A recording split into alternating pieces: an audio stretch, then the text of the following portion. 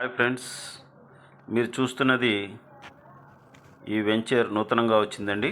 విజయవాడలో అతివేగంగా అభివృద్ధి చెందుతున్న అంబాపురం పంచాయతీలో ఈ వెంచరు కొత్తగా వేశారండి. 3 ఎకరాల్లో ఎక్సలెంట్గా ఉంటుంది లొకేషను.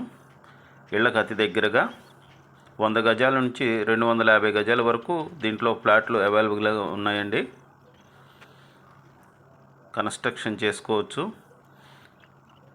ఇన్వెస్ట్మెంట్ చేసుకున్నా సరే మంచి రిటర్న్స్ వస్తాయండి.